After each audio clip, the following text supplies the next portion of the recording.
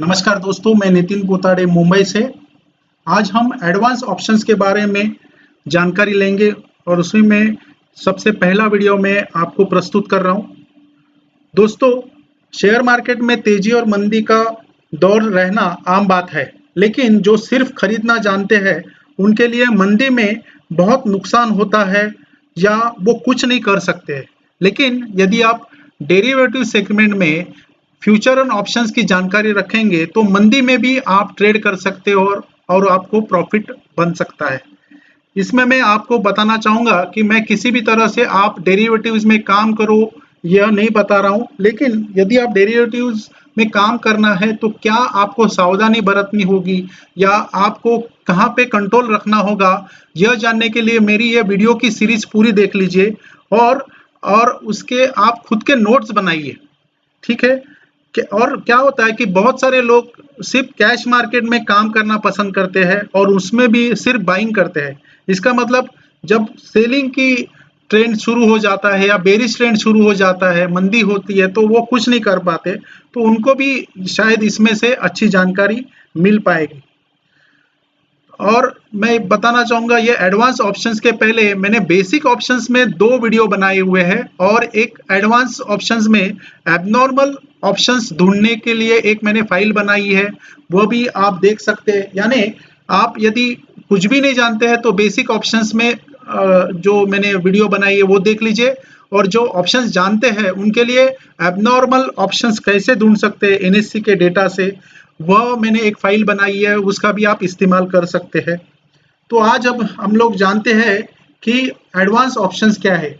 मेरे YouTube channel में इसके पहले ऑप्शंस के बारे में बेसिक इंफॉर्मेशन के लिए 2 वीडियो बनाए हैं और एक डेटा के साथ एबनॉर्मल ऑप्शंस ढूंढने के लिए वीडियो बनाया है। आपसे विनती है कि आप हेजिंग के बारे में जानने के लिए के पहले बेसिक्स ऑप्शंस के भी वीडियो देख लीजिए। नॉर्मली जैसे मैंने आपको बताया कि बहुत सारे ट्रेडर्स का प्रेफरेंस कैश मार्केट में होता है और वो सिर्फ बाइंग के ट्रेड करते हैं, यानी खरीदने वाले ट्रेड करते हैं और लॉन्ग टर्म इन्वेस्टमेंट करना चाहते हैं। लेकिन इसके अलावा शेयर मार्केट में हम किस तरह से काम कर सकते हैं यह जानने के लिए यह वीडियो पूरा देखिए और ये वीडियो में आपको अच्छी जानकारी मिलेगी, यह मैं आशा करता हूँ। जो मैंने पहले 2 वीडियो बनाए उसकी मैंने यहाँ पे थोड़े मैं समराइज करना चाहूँगा।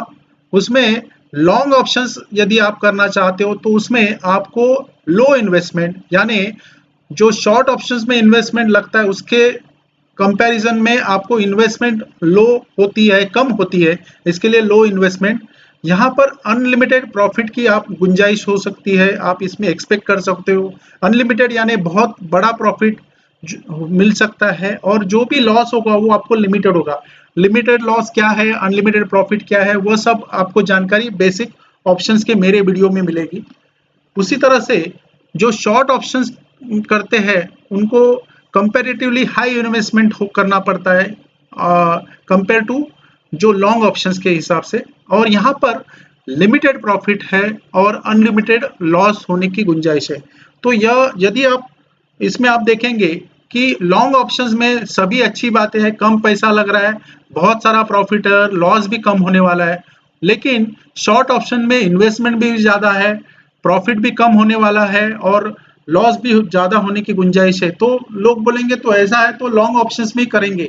लेकिन अगर आप ये जानेंगे कि ज़्यादातर लोग लॉन्ग ऑप्शंस नहीं करते हैं और जो प्रॉफिटेबल ट्रेडर है वो लॉन्ग ऑप्शंस में काम ना करते हुए शॉर्ट ऑप्शंस क्यों प्रीफर करते हैं, तो उसका कारण है प्रोबेबिलिटी ऑफ प्रॉफिट। कहाँ पे हमें प्रॉफिट होने का चांसेस ज़्यादा है। लॉन्ग ऑप्शंस में प्रॉफिट होने का चांस बहुत कम होता है और शॉर्ट ऑप्शंस में प्रॉफिट होने का चांस ज़्यादा है। मैंने पहले ही बताया कि लॉन्ग ऑप्शंस में रिस्क कम है, शॉर्ट ऑप्शंस में रिस्क ज़्यादा है। यानी यह बताने का कारण यह है कि शॉर्ट ऑप्शंस करने के पहले आप उसमें कितना रिस्क होगा यह जानना ज़रूरी है, और उसके लिए मैंने डेटा एनालिसिस का सहारा लेके हम पहले से ही हम कितनी रिस्क ले सकते हैं, इसमें ज़्यादातर कितना लॉस हो सकता है, यह जानकारी ले सकते हैं। तो वो पूरा समझने के बाद ही ऑप्शंस में आप पहले पेपर ट्रेड करें और बाद में आपके इन्वेस्टमेंट जो सलाहकार है उनके सहायता से ट्रेडिंग कर सकते हो। उसी तरह से जैसे लॉन्ग ऑप्शंस में कोई अच्छी बात है, शॉर्ट ऑप्शन में कोई अच्छी बात है, तो दोनों का मिला के यदि हमें काम करना है तो उस पे सॉल्यूशन है हेजिंग स्ट्रेटेजी, जहां पर आपको बहुत बड़ी इन्वेस्टमेंट भी नहीं करनी पड़ती है, यानी मॉडरेट इन्वेस्टमेंट में आप काम कर सकते हो। काम करते वक्त कैलकुलेटेड रिस्क यानी कितना नुकसान या लॉस हो सकता है इसकी जानकारी आप ले सकते हो। कहाँ पे आपको निकलना होगा इन प्रॉफिट, या आगे प्रॉफिट होने से होने बंद हो जाएगा और लॉस शुरू होने वाला है, वह आपको एग्जिट पॉइंट्स भी पता चलेंगे। और साथ ही साथ बेनिफिट ऑफ टाइम डिके, जैसे जैसे एक्सपायरी नजदीक आते हैं तो प्रीमियम घट जाता है, सभी लोगों का यह एक्सपीरियंस होगा या जानते होंगे, तो उसका बेनिफिट भी मिलता है। हेजिंग स्ट्रेटेजी ज्यादातर लोग यह लॉन्ग टर्म के लिए करते हैं। लॉन्ग टर्म यानी यहाँ पर एक्सपायरी तक, मतलब 20 दिन के लिए, 30 दिन के लिए। और अभी जब से वीकली एक्सपायरी शुरू हो गई है इंडेक्स में यानी निफ्टी और बैंक निफ्टी में, तो लोग यहाँ अभी इंट्राडे में भी हेजिंग स्ट्रेटेजी करते हैं। तो कैसे काम करना यह आपको सोचना होगा, लेकिन इसमें कैलकुलेटर का इस्तेमाल आपको मैं बताऊंगा, वो भी आपको फायदेमंद होगा। तो पहले से आपको पता चलेगा कि मुझे कितनी इन्वेस्टमेंट करनी है, यहाँ पे कितना प्रॉफिट हो सकता है और कितना लॉस हो सकता है, और कहाँ पे मेरे एग्जिट पॉइंट होंगे, यानी कहाँ पे निकलना होगा ज्यादा से ज्यादा प्रॉफिट के लिए और कम से कम लॉस के लिए। तो पूरा वीडियो देखने के बाद इसके आगे के वीडियो भी आपको देखना जरूरी है। यहाँ पर आपको मेहनत करनी पड़ेगी, कहीं पर भी मैं यहाँ पर टिप्स या रिकमेंडेशन नहीं दूंगा। जो खुद मेहनत करना चाहेंगे उनके लिए जरूर यह फायदेमंद रहेगा। अभी हेजिंग स्ट्रेटेजी जो होती है वो अलग अलग तरह के कॉम्बिनेशंस होते हैं, जहां पर कैश में यानी स्टॉक्स खरीदने के बाद फ्यूचर सेल करके भी काम होता है, वो अलग स्ट्रेटेजी है। या जिसके पास स्टॉक्स है और वो कॉल बेच सकते हैं या पुट खरीद के हेजिंग कर सकते हैं, वो अलग अलग स्ट्रैटेजी है, उसके बारे में हम आगे बात करेंगे। उसी तरह से फ्यूचर एंड ऑप्शंस में भी काम होता है, यानी एक फ्यूचर खरीदने के बाद एक ऑप्शंस खरीदेंगे या एक ऑप्शंस बेचेंगे, या एक फ्यूचर खरीदने के बाद एक ऑप्शंस खरीदना और एक ऑप्शन बेचना, ये कॉम्बिनेशन अलग अलग तरह के कॉम्बिनेशंस आप कर सकते हो। तथा सिर्फ ऑप्शंस में भी काम होता है, यानी एक कॉल लेके अगला कॉल बेचना या एक पुट लेके एक कॉल बेचना, ये अलग अलग तरह के कॉम्बिनेशन है।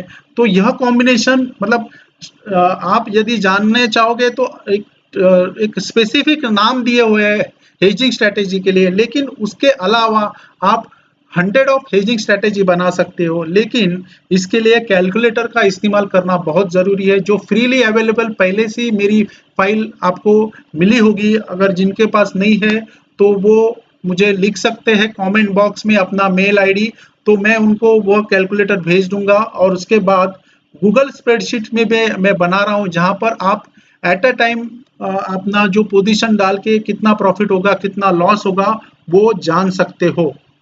तो यह वीडियो देखने के बाद नेक्स्ट वीडियो हमारा होगा ऑप्शंस जो कैलकुलेटर, जहां पर M to M profit loss आपको जानकारी मिलेगी, वह मैं उसके बारे में एक वीडियो बना रहा हूं, वह भी आप देख लीजिए।